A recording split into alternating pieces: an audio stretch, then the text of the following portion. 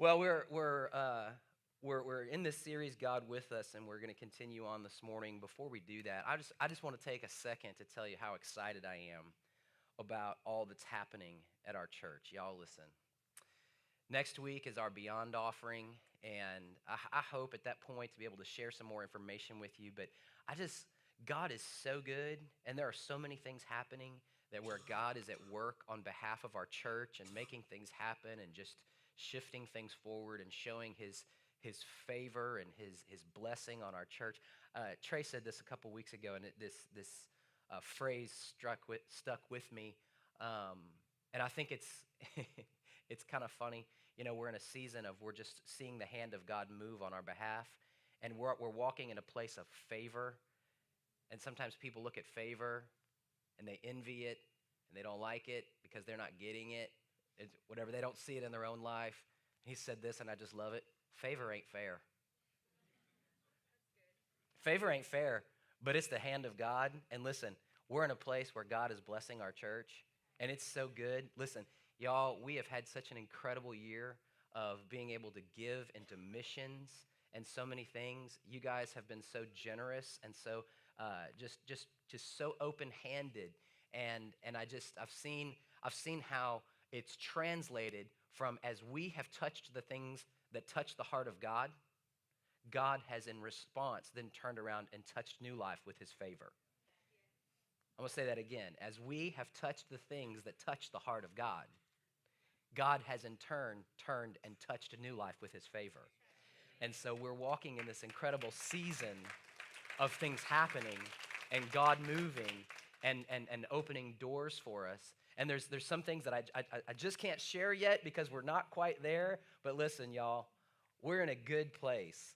And I hope to, in the next couple of weeks, just be able to share some specifics about our direction and our future and exactly like what all we've poured into and been a part of this year. Listen, we have fed so many people and been a part of so many things with ministries and missions and going internationally. Y'all, we went international this year.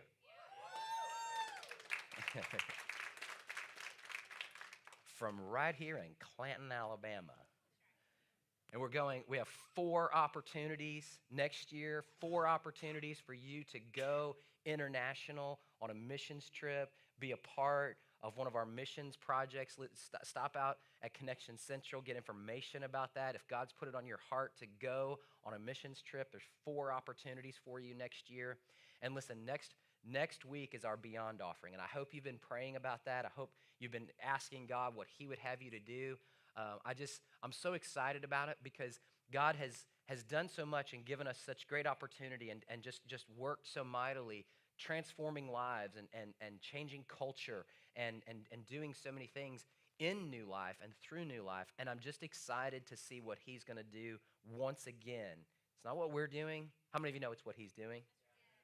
Come on, let's give praise where praise is due. Let's just give it up. God, we thank you so much. Let's pray for a second. Father, we thank you for all that you have done, all that you are doing. All the praise and honor and glory is yours. God, we look forward with anticipation to what you have for us in the days to come. God, it is because of you. It is all for you, unto you. And God, we just ask that you would continue to pour out in a mighty, mighty way and give us wisdom and courage to step out in faith with fearless faith, following you in all the things that you call us to. In Jesus' name, amen. Amen. How many of you can buy into the prayer of faith for 2019? How many of you believe God has great things for you and for your life, for your family? Man,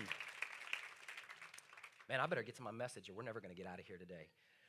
We're talking about this idea of God with us for the last couple of weeks, and we've been hanging on this verse in Matthew that's kind of our springboard for the entire series.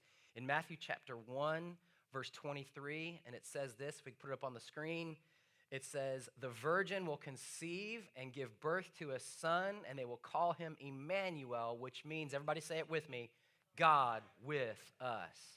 God with us. And we've been talking about these different seasons of life and things that we walk through, the times that we walk through, and how we can recognize the presence of God in these various different times and seasons that we walk through. Because how many of you know life is a series of seasons? It's some of those seasons are up and some of them are down. Some of them are hard and some of them are easy, and it's kind of like a roller coaster ride to some degree. And even though we might not want it to be like that, it's just the way it flows, and we'll look to see that a little bit in Scripture this morning. But there's all these different seasons, and we have to learn to recognize God's presence in the midst of that, because He is Emmanuel, God with us. Amen. And so we started off and we looked at this, at God with us in the valleys, and we talked about how we enjoy Him on the mountaintops, but we get to know Him when we walk through a valley.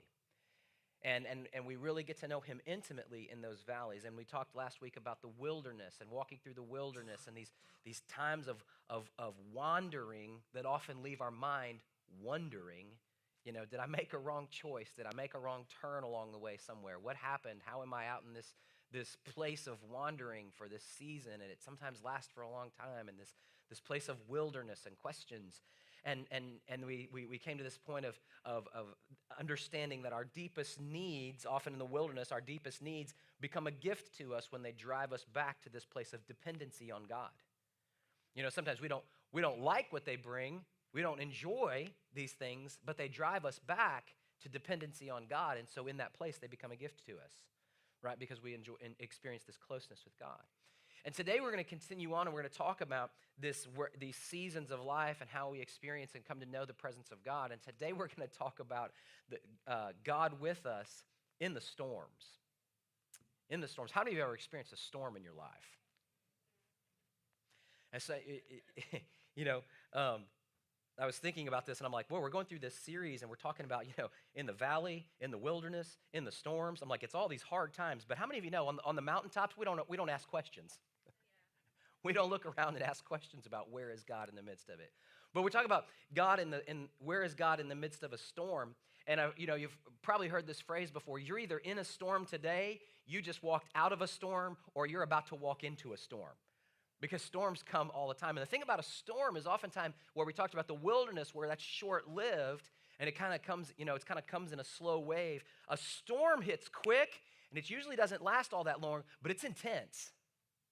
It's intense, and oftentimes it just blows in, and you don't know when it's going to blow in and blow up, and all of a sudden something hits, and it just knocks your feet out from under you, and you didn't know it was happening, you didn't know it was coming, you didn't see it on the horizon, just all of a sudden, you look up and you're in a storm, and things are tumultuous, and things are difficult, and things are crazy, and you're wondering what's going to happen. I mean, I don't even know, where did this all come from? And as I was thinking about storms and looking at the idea of storms, I was thinking about storms that we have and just natural storms. And moving to the South was a transition for me, because y'all have different kind of storms here. I come from the central Midwest, where they talk about a storm. We're talking about ice and wind and snow and cold weather. We talk about a storm here. We're just talking about rain that lasts until it just doesn't last anymore. It just goes on. Pastor Trey a couple weeks ago said, and God, please let the rain stop, praying at the end of service. Because, it just rains and rains and rains. And I remember when I first came here, and I remember the first Wednesday, it was the first Wednesday, that people started calling me and asking, are we going to cancel service because of the storm? Now, I had just come from northern Illinois, and a storm to me is 4 feet of snow. And they're saying, are we going to cancel church tonight? We're going to cancel First Wednesday service because of the storm. And I walk outside, and Carrie can tell you this. I walk outside and I look up, and it's like blue skies. And I'm thinking, we going to cancel church over this? And I'm looking around, and Scott's going, yeah, man, it's going to be bad. And I'm like, I can't see a cloud in the sky, man. But as we know, in this area, storms blow in quick, and tornadoes can happen in a second. And a lot of times we experience the effect of the hurricanes that come off of the Gulf. and things like that. And I was thinking about the hurricanes and the massive implication of some of those storms. And we've had some of those storms. Think about big storms that we've had in the past, and Irma, Harvey, Katrina, recently Michael. I know some of our people just came back from serving people that were affected by Michael, and it was actually in 1954 that they began naming storms, giving storms people names. Before that, they actually named the storm from the geographic region that it originated in. And in 1954, they started naming storms after people. And listen to this, U.S. meteorologists started naming storms after wives and girlfriends that reminded them of the intensity of the storm. Now, how many of you know when that got out, the intensity of the storm that was at home bared no comparison to the intensity of the storm that was about to be at home, And so they named these storms after their wives and girlfriends, and then it was about 25 years. And so then in the 70s, it was when they decided to start throwing men's names, kind of equal rights for men too, right? And they started using men's names for some of these storms as well. And when they have a particularly intense storm or a bad storm, they actually retire the name of that storm, and they'll never use that name again. So some of these storm names have been retired, and they won't ever use that name again. But unfortunately, some of us are in storms or have been in storms recently or walked through storms, or we know someone in a storm, and those storms have names also. It's a storm of depression.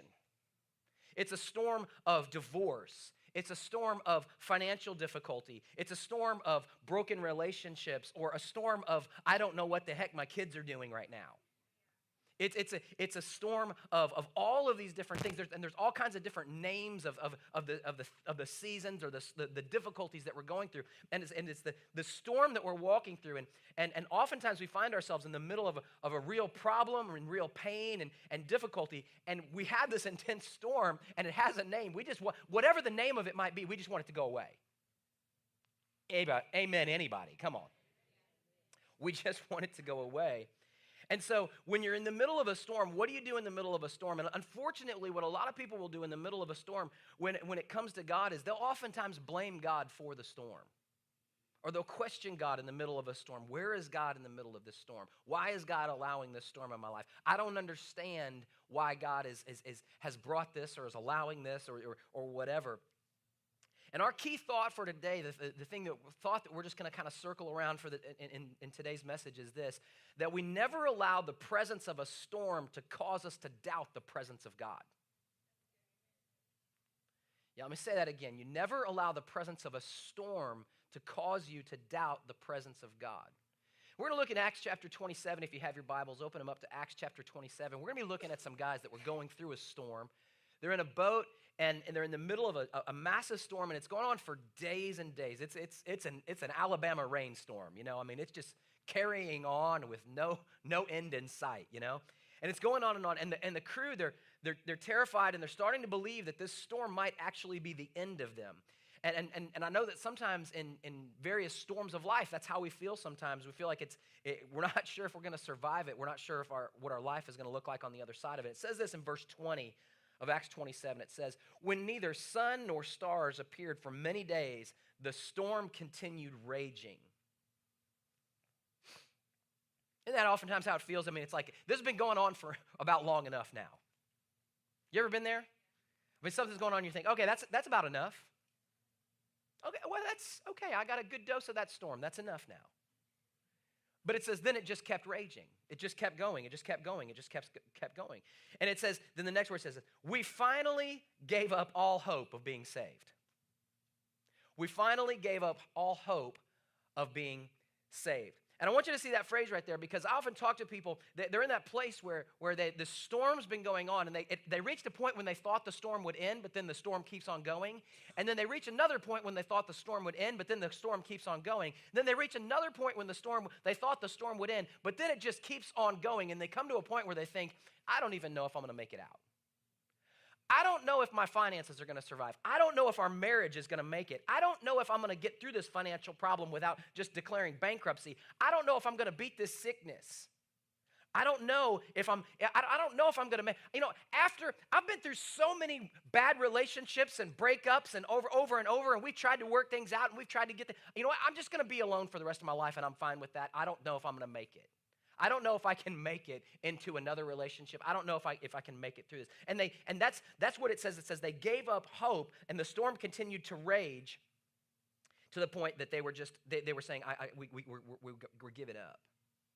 In verse 21, it says, after they had gone a long time without food, Paul stood up before them and said, men, listen to this, men, you should have taken my advice not to sail from Crete.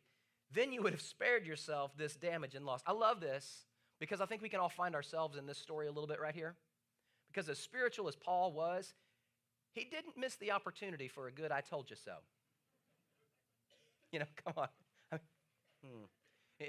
Just a great little moment to rub it in somebody's face. And he goes right to the I told you so in this. If you'd have taken my advice, you wouldn't be in this storm.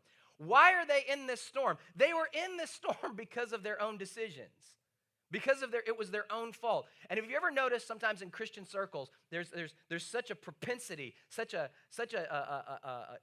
knack, if you will, like we always have this thing that we want to go to where we want to blame the devil for everything. Like it's the devil's fault. The devil made me do it. The devil did this. The devil did that. The devil, oh, I'm just under attack. The devil, this. And how many of you know sometimes it's not the devil's fault, sometimes it's your fault. Sometimes you're in the middle of a storm because you just spent too much money. Sometimes you're in the middle of a storm because your emotions got the best of you and you spoke up when you shouldn't have and you said some things you probably should have kept your mouth shut. You said some things you probably shouldn't have said. Sometimes you're in the middle of a storm because you procrastinated and you put something off. Then you talk to students, man, I don't know, the devil's against me and I don't know if I'm going to pass this class. Well, maybe you should have studied from the beginning. All putting it all together right here at the end. I appreciate your effort. Right at the end. Or sometimes you're in a storm. Sometimes you're in a storm because your mama told you not to date him. Your daddy told you not to date him. All your friends told you not to date him. The whole universe told you not to date him. And you say, oh, but he's got so much potential. She's got so much potential. And they had so much potential. All the potential in the world to ruin your life. And now you're in a storm, not of the devil's doing, but of your own doing. And we see this happen in people's life, and they're like, oh, the devil, the devil, the devil, the devil, the devil. Well, sometimes it ain't the devil, it was you. And sometimes when you're in the middle of the storm and it's your own fault, maybe they've given up hope or whatever, but I don't know about you, but whenever you're in a storm that's of your own doing, sometimes it's so much easier for us to believe that God will get us out of a storm that maybe he allowed to happen in our life because he wanted to teach us something, or it's easy to believe that God will get us out of a storm if we can believe that the devil is attacking us and all of this. But it's so much harder sometimes to believe that God will take us out of a storm or bail us out of a storm if it's a storm of our own doing.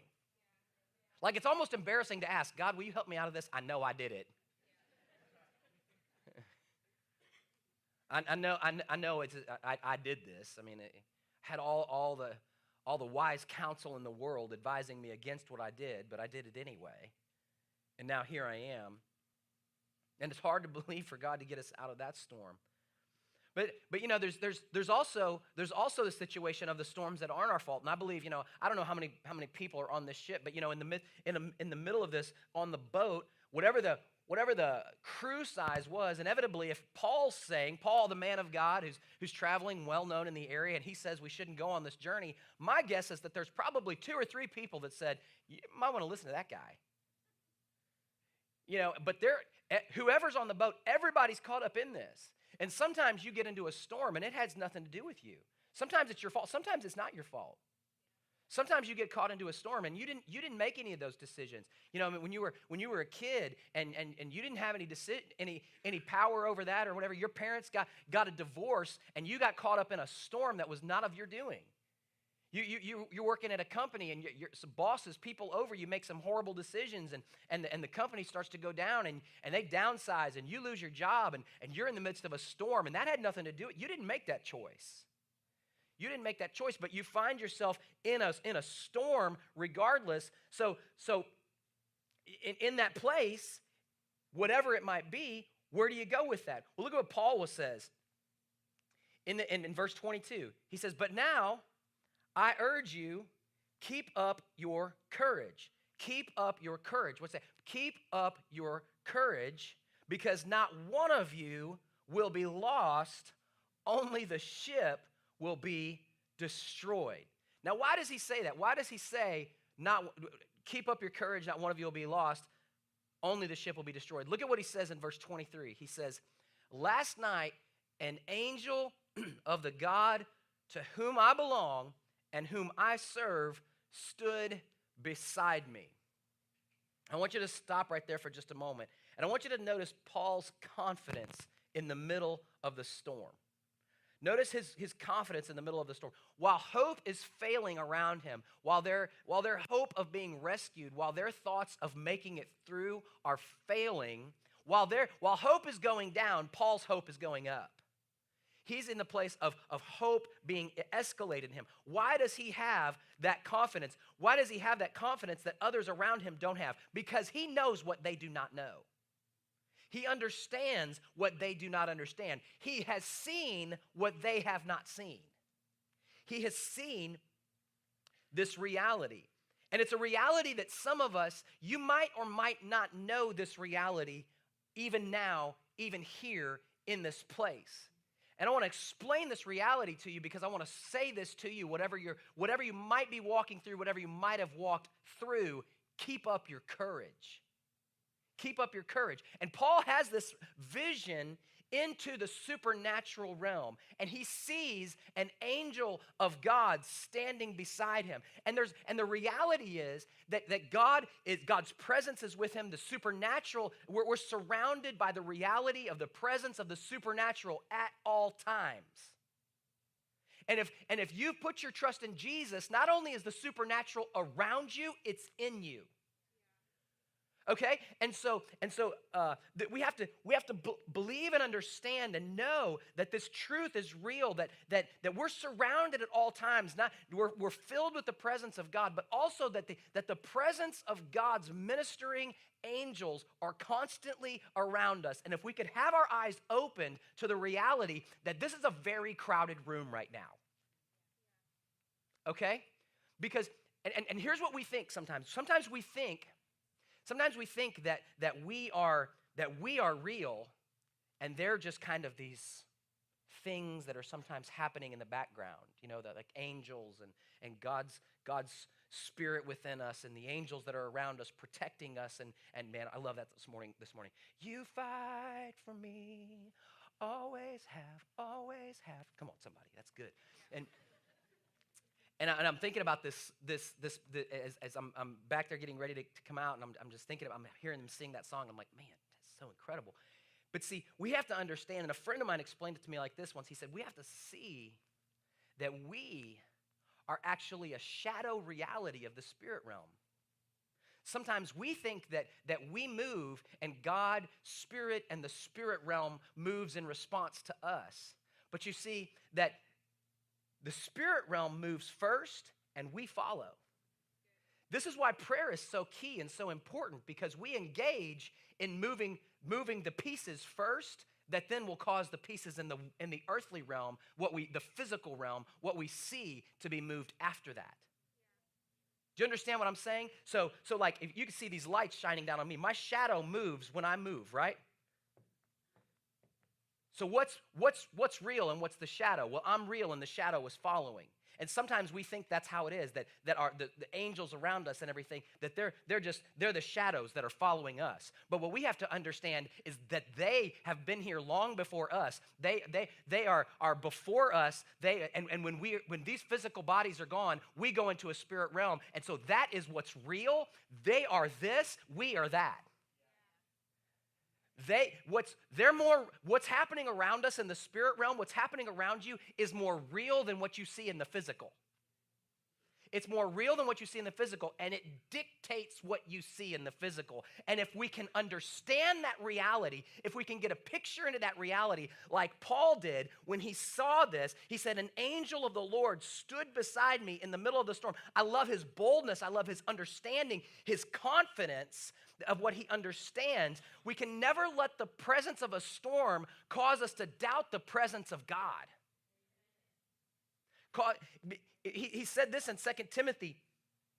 He says this in 2 Timothy 4, chapter 4. He says, everyone deserted me, but the Lord stood beside me and gave me strength. Listen, when we're in the middle of a storm, I would say we have no idea of all the different ways and how in-depth and how surrounded we are by the presence of God. How much the presence of God is with us, how much his forces surround us. And if you're a follower of Jesus, he's not just around you, he's in you. Come on, somebody. His spirit dwells within you. He goes before you. He goes behind you. He's hearing your prayers, comforting your hurts, and directing you when you're lost. In the midst of it all.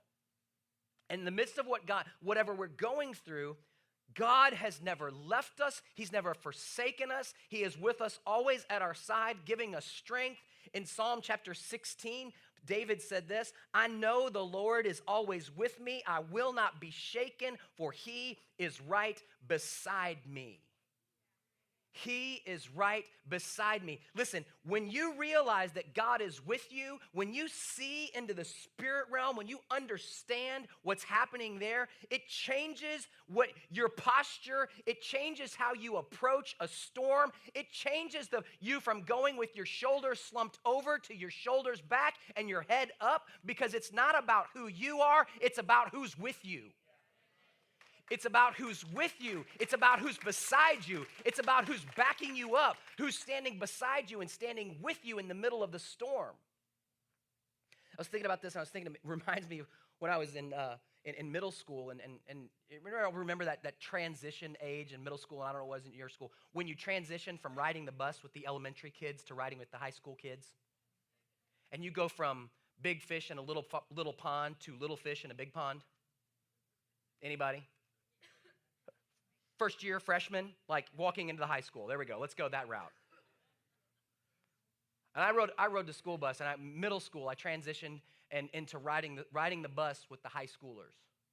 I remember first week on the bus with the high school. I'm sitting, and I had just been, I was a king the year before that. I'm like the oldest kid on the bus. I sat wherever I wanted. It was great. It's incredible. Man, I was a fifth grader in charge. Now all of a sudden I'm like this little pea, Nobody cares about me, and I get on the bus, and I go to my normal seat area where I want to sit, and we pull down to the high school and pick up the high school kids, and they're all loading up and everything, and this one kid gets on, and I didn't know who he was. I hadn't ridden with high schoolers before. He gets on, he looks at me, and he goes, "Move." I was smart, obviously. I looked at him and said, "No." He's like a sophomore in high school, and I'm a sixth grader. Genius, right? And move it. No. So a lie knot. He just grabs the front of my shirt and puts me up against the window and just hammers me in the stomach as hard as he can. And I fold over. I'd love to say that I just abs of steel. No, I fought, crumble over into the seat, trying to choke back the tears, and he's laughing at me and everything. And he just walks off. I did keep my seat. Side note, okay? He walks off laughing. A couple minutes later, another kid gets on the bus and looks at me, just looks down at me. Now, it should be noted here that I have an older sister who boys were always trying to get her attention, okay? So another kid gets on the bus and says, "Aren't you Melanie's little brother?" I said, "Mm-hmm." He says, "What's wrong with you?" "Nothing." I'm nothing, I'm fine, And his brother, now the kid who hit me was his younger brother. He looks up and he sees the kids laughing at the back. He goes, did he do something to you? No. Did he do something to you? Yes. What'd he do? Hit me. Takes his books, boom, drops them. And I tell you what, he worked him over. And I'm thinking, listen, man, I'm fine. It was a simple punch in the stomach. I will get over it. But I'm not sure he's going to live if you keep going. You should probably stop, okay? But listen, from that point on, I went back to the same status I had in 5th grade. I was a king. I walked on that bus, and I'm going to sit where I want. I'm going to sit with the seniors. I'm going to sit wherever I want, wherever I wanted to do. And listen, because it's not about me, it's about who's got my back.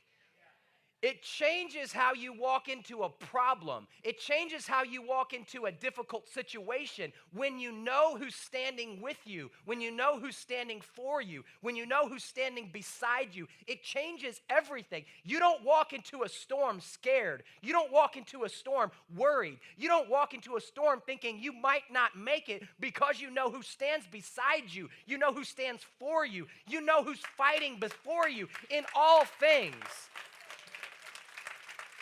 Take courage. Take courage when we recognize this. And then in the New Testament, there's a story. Matthew and Mark record the story of the disciples, and they're in a different boat, different storm, different time. But Jesus is sleeping in the lower part of the boat, and the disciples, they did what we often do in a storm. They freak out.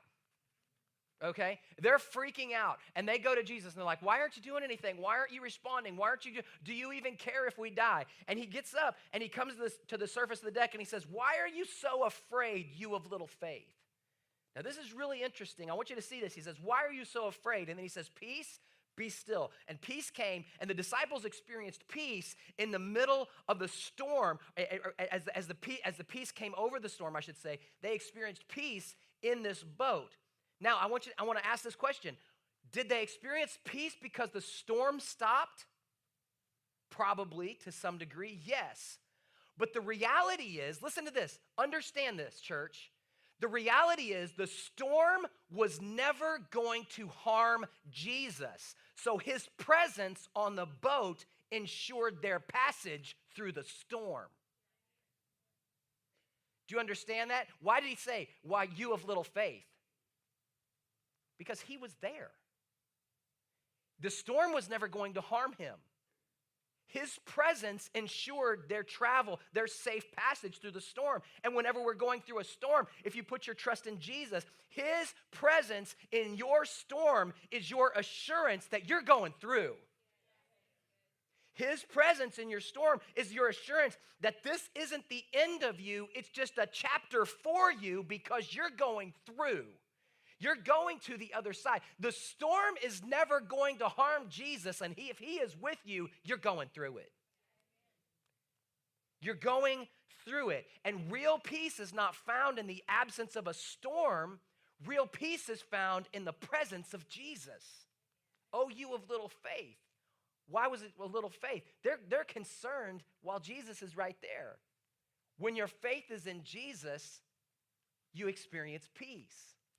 You experience peace. Peace isn't found in a trouble-free life. It's found in following Jesus. Jesus said this, in this world you will have trouble. He assured us of that. You're going to have it.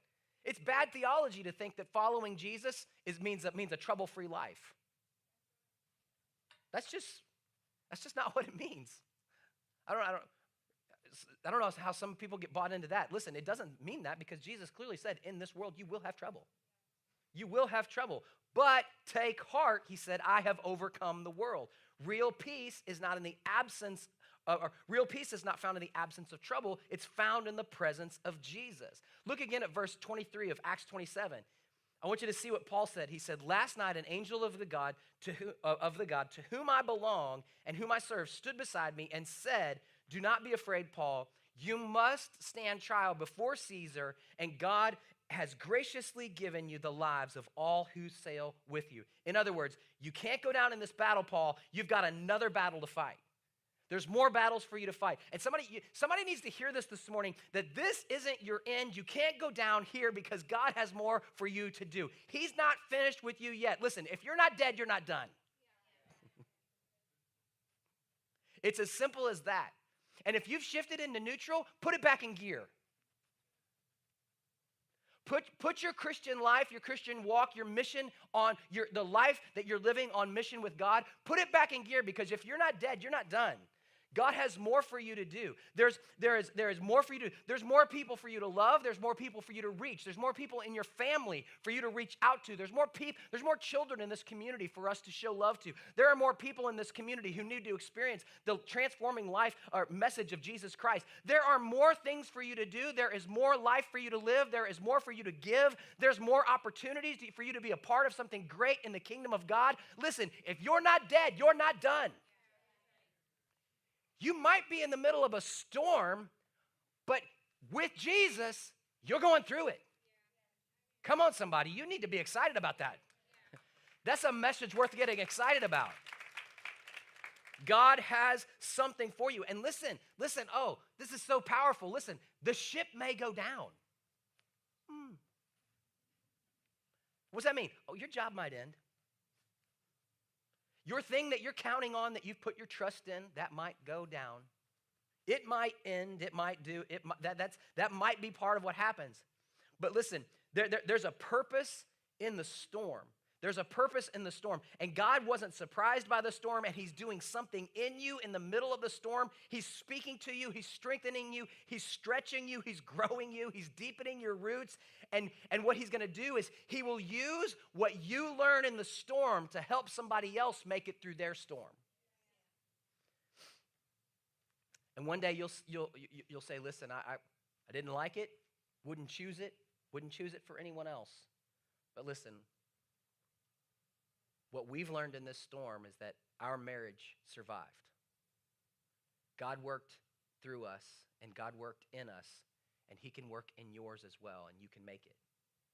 And you're going to speak to somebody else's life, and you're going to say, listen, I know that it looks like there's no way out of this financial difficulty, but let me tell you what God did for us. Let me tell you what God did in my life and how we made it through this. And if he did it for us, he can do it for you. Let me tell you how we made it through our storm. Let me tell you about the addiction and the pain and the things that I was stuck in, the habits and the problems and all of this, that God brought me freedom from. That was my storm, and I made it to the other side because my God cares, and he is bigger than that. And we made it through that storm because even though we were experiencing turmoil, we experienced peace as we walked through it because Jesus was with us, and he got us through it, and he'll get you through it today too. What he did for me, he'll do for you. He doesn't play favorites. He'll do for you what he's done for us, if you put your trust in him and walk through it. So verse 25 says, keep up your courage, men. Keep up your courage. Let me say it this way. Keep up your courage.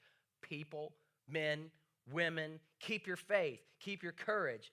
For I have what? Look at this. For I have, look up here. I have, say it with me, faith in God. Say it again. Faith in God. That it will happen just as he told me. Listen, my faith is not in what I see. My faith is in what God says. My faith is not in what I see. My faith is in what God says. My faith isn't in the boat. My faith is not in the ship. My faith is in God. My faith is that he will do what he has said, that we are going through it.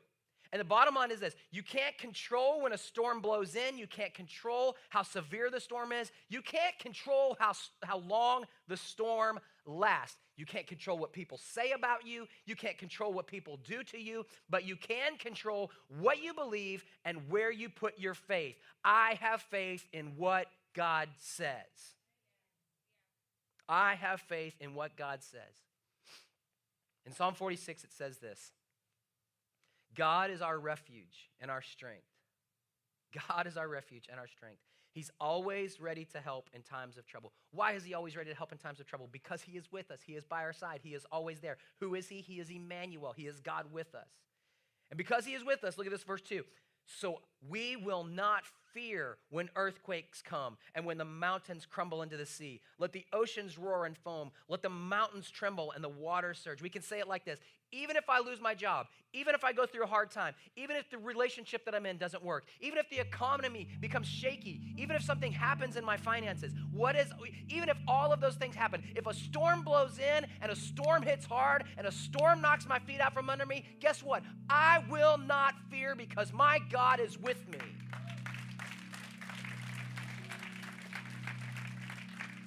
He is always with me. He never leaves me, never forsakes me. He is what I need. He is my strength. He is my shield. He is my comforter. He is before me. He is behind me. He is the friend that sticks closer than a brother. At all times, he is what I need. He is my counselor and my comfort. He gives me assurance and peace. He ministers to me in my time of need. He is always with me. And listen, peace is not found in the absence of a storm. Take heart. In this world, you will have trouble, but it's found in the presence of Jesus, and he is with me. Scripture says they call him Emmanuel, which means God with us. So we never let the presence of a storm cause us to doubt the presence of God. Never let the presence of a storm cause us to doubt the presence of God. And true peace is not found in the absence of a storm. Storms are a part of life. Storms come, storms go. Some storms are big, some storms are small. But true peace is found in the presence of Emmanuel, God with us.